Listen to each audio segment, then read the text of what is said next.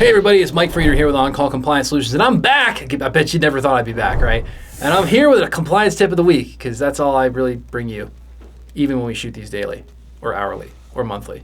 Anyway, either way, it's a compliance tip of the week. Guess what we're talking about this week? I bet you wouldn't guess from the description of this video. It's CMMC Control AC.L2-3.1.6.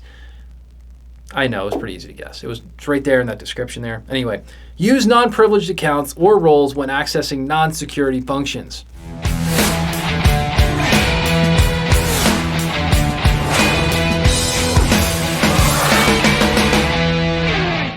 So hey, if you're a defense contractor who's feeling overwhelmed, tired, and alone, I'm sorry for you. Trying to understand all this CMMC, DFARS, and NIST SP 800-171 compliance stuff on top of an already colossal workload, well, I've got great news for you. You found your home here at On-Call Compliance Solutions, where we can help you transform into your company's on-call compliance hero. Let's jump into it. Here's a riddle.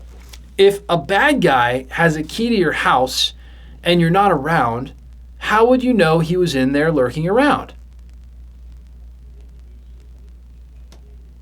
Well, the goal with CMMC Control AC.L2-3.1.6, use non-privileged accounts or roles when accessing non-security functions, is to make sure that in the event that a system is compromised, all right, it would be easier to identify a bad actor if security privileged accounts are only used for specific tasks, revealing the potential intruder when those rarely used accounts are all of a sudden used in an unusual or unauthorized way. Now, this is actually really smart. I got to tell you, I've been doing cybersecurity for 20 plus years. And this is one of those controls that when I really understood what was behind it, I thought to myself, it's pretty crazy. Later, this will make more sense, right? As we get deeper into the controls, we start talking about security information event management systems. They will actually detect anomalous activity. So in other words, activity that is unusual. It's way easier to detect unusual activity if there's a specific account you should be watching for, like those that are privileged accounts. So, as an example, if an IT person does their day-to-day work in a standard user account and only uses a security privileged admin account for admin tasks, it'll be much easier to spot malicious actions in system logs and alert from administrative users who are not normally conducting those activities. It's a great way to expose information to less risk and spot problems much faster. In addition, the control also demands you identify security privileged accounts and events, presumably so they can be more easily identifiable when not authorized.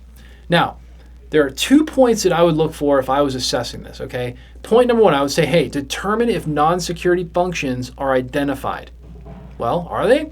Non-security functions are identified via group policy, there's your hint, and individual system access restrictions, right? Because again, we can determine if non-security functions are identified if you're not allowed to do them, right? Like if you are not an administrator in QuickBooks and you're only a standard user and you can only access certain records, well, then that's defined as those records you can't find, right? Maybe not the best example, but you kind of get the point.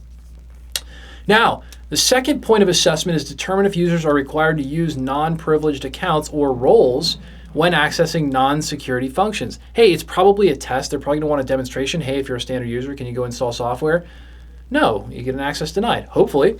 If we were to write down an answer, maybe we would write down something like all privileged account holders also have non-privileged accounts for non-privileged functions and activities which they are required to use when not performing privileged functions. Determination and audit of this use is performed via the SIEM system. If you don't know what a SIEM system is, I got about 100 videos that you haven't watched yet, all right? But it's called a Security Information Event Management System, and essentially it's the system that watches over your house when you're not at home, okay? Now, if you're still scratching your head and you're like, I don't get it. This is intense. No way am I going to be able to come up with another 109 controls worth of answers. Or you have no idea how to write the policies. You need help with the policies. Guess what? The good news is at On-Call, we work with defense contractors just like you who've had this DFARS, NIST, ITAR, and CMMC compliance stuff dropped in their laps like a seagull on a sunny day. We teach you how to level up and be a proper on-call compliance hero for your company, eliminating gaps, gray areas, and getting this solved, all while showing you how to leverage compliance as your secret weapon to land more defense work. And who doesn't want more defense work? Who doesn't want to get paid, baby? With higher profit margins. Now that's becoming an on-call compliance hero, and that's what I can do for you, all right? If you're looking for more help getting compliant, our compliance experts are always on call for you. Visit cmmccompliancesecrets.com or check out the bio below for links to get help right now. If you love the content we're putting out here for you, or just my bad jokes, help us out with a big thumbs up on that like button, or even better, smash that subscribe button to get the latest compliance content as soon as our compliance nerds roll it out. Until the next compliance tip, my friends, stay safe and secure out there, and hit us in the comments below to let us know what you'd like to know more about when it comes to information security and compliance. And I'll see you on the next one.